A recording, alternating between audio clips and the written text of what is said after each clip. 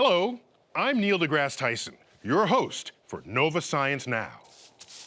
Most of what we know about ancient life, and I'm talking millions of years old, comes from these things, fossils. You know, they're actually rocks. Over time, the bone and tissue has been replaced by minerals, but there's only so much you can learn from a rock. Think about how much more you could learn if, instead of a rock, what you found was the real thing. Peter Standring met some researchers who've uncovered some rare remains.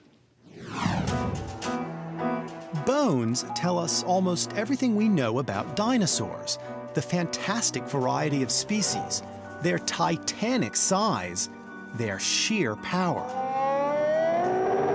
The frustrating thing is that there's still so much we'd like to know that dinosaur bones haven't told us. Were they warm-blooded or cold-blooded? How different were they from modern reptiles?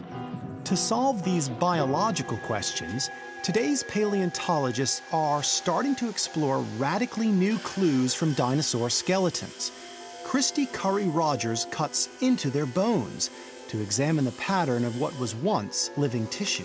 And is it sort of like CSI for dinosaurs? It can be, sure. Sometimes it's kind of a different method of detective work. We can see in these cross-sections of bones evidence of pathology, evidence of dinosaur disease, and evidence of dinosaur bones breaking and healing themselves. All of that stuff is available via the inside look at a dinosaur bone.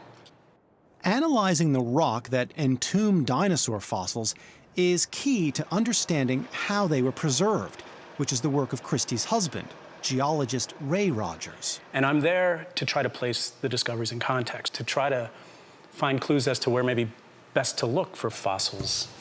We've been pretty lucky in Madagascar. For the last decade, the African island has offered Ray and Christy Rogers a spectacular excavation site.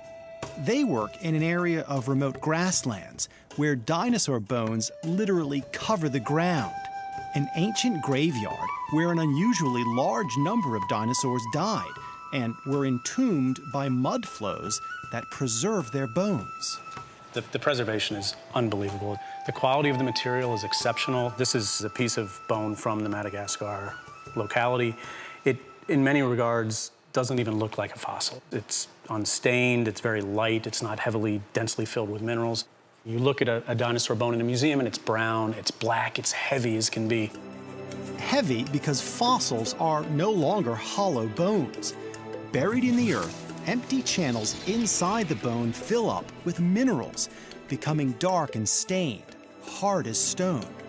In some cases, the bone tissue itself is completely replaced by minerals. It's difficult to probe dinosaur biology with bones that have turned to rock. But the Madagascar fossils were sealed in a clay-rich mud, preventing many of the chemical changes that happen to most dinosaur bones. This is typical of the Madagascar material. It is not heavily stained. It's not been invested with iron, with manganese. It doesn't look like a typical fossil. If you didn't know, you might think you're picking up a cow bone today, a bleached cow bone. I think this piece might be good, or maybe... The Madagascar bones are so perfectly preserved that Ray and Christy wondered if they might conceal clues about how these dinosaurs lived and why so many of them died in the same place.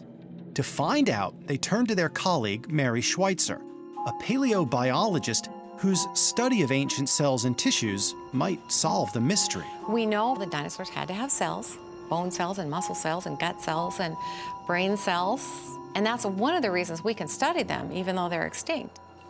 Schweitzer's career defined itself in her native Montana when she was preparing one of the largest skeletons of a Tyrannosaurus rex ever found. I was working on the leg bones, and as I worked, I noticed a bunch of stuff. It was like, you know, this bone, I mean, it's hollow inside. And I was looking at this thing thinking, this is really interesting. It was the inside of the T-Rex bone that fascinated Schweitzer, who made thin sections out of it.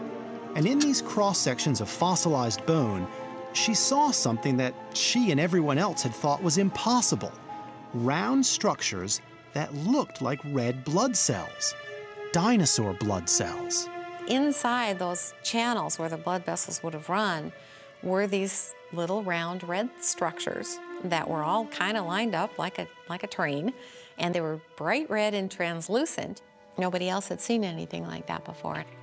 The very idea of blood cells in a 70-million-year-old bone was more than unconventional.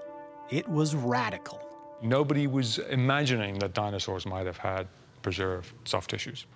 Derek Briggs is curator of invertebrate paleontology at the Peabody Museum at Yale University. So along comes Mary Schweitzer, and she's starting to look inside dinosaur bones and has made this startling discovery about the presence of red blood cells. What was your initial reaction to that? Oh, I think the same reaction as everybody's, that this was totally improbable. She'd perhaps misinterpreted the evidence or was exaggerating the potential for what she was seeing. So skeptical at first. Oh, yeah, definitely. Paleontology has been around for some time. One of the oldest professions. One of the oldest professions. Has anybody else that you know of found similar things inside a bone? No. Why do you think it didn't occur to anybody? Because we have this clear understanding that part of all biological cycles involves decay. I mean, nature is set up to break down that material and recycle it. So it's just improbable that those kinds of very delicate structures would survive, particularly for millions of years. When you think about it, the laws of chemistry and biology and everything else that we know say that it should be gone. It should be degraded completely. But Schweitzer kept searching for organic remains where no one had thought to look before. Her mentor is Jack Horner, one of the most famous dinosaur hunters in the world. When his team found another beautifully preserved T-Rex in the remote Montana Badlands, the massive leg bone had to be broken in half for transport, and Schweitzer got to test fragments from deep inside the bone. The T-Rex bone was filled with a very unique bone tissue. When I turned it, like that and looked down on it and saw this tissue that you can see right there in cross-section, I knew what it was. It's called medullary tissue, and it's what female birds build up inside their bones as a source of calcium for the eggs they lay. All dinosaurs laid eggs, and it made sense to Schweitzer that female dinosaurs produce the same kind of bone tissue. It looks different from the surrounding bone, and it meant the T-Rex had to be a mother, expecting a clutch of dinosaur eggs. It was really exciting for me. I thought, there's nothing in my career that could possibly be cooler than being able to identify the first pregnant T-Rex.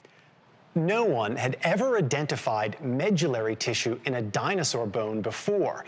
But to be sure, Mary Schweitzer directed her lab assistant to soak the bone sample in an acid solution to reveal its structure so she could study it. What happened next would change the way that scientists thought about fossils forever. As I was looking in the microscope, the medullary material was no longer hard, and what was left was this curled piece of tissue that I was using forceps to try and flatten out. And when I poked into it, it was spongy. It was flexible and soft tissue. Flexible tissue from a 68-million-year-old dinosaur?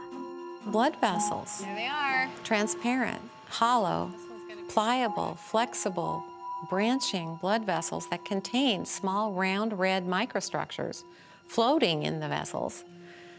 I said, this is not possible. Do it again.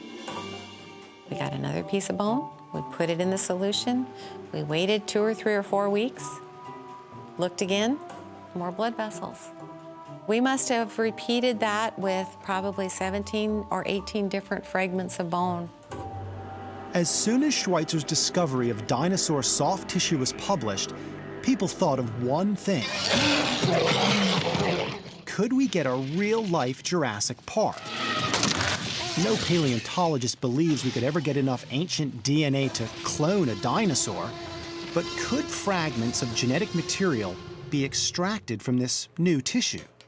I think anything is possible. If there are blood vessels and red blood cells preserved in a dinosaur, I think it's quite possible that there will be DNA there as well. Even without DNA, proteins from soft tissue could begin to answer real mysteries about dinosaur biology. Evidence of warm blood versus cold blood, whether the large body size of dinosaurs is linked to large cell size. The Rogers have a theory that dinosaur mass deaths in Madagascar might have been caused by water poisoned by algae. This poisoning event wouldn't show up in hard bone, but they might be able to test the theory with dinosaur blood cells. The structure, I mean, there's a lot of structure there. If there's anything in this tissue that Mary finds that actually can trace a toxin, that would be fantastic. Things like disease, diets, things like that from soft tissues that you can't extract from hard tissue, from true fossil bone. The hope is that the Madagascar fossils will allow Mary to find more dinosaur tissue. So Ray and Christy gather fragments of their best preserved fossils. A few days later, the samples arrive at Schweitzer's lab at North Carolina State University.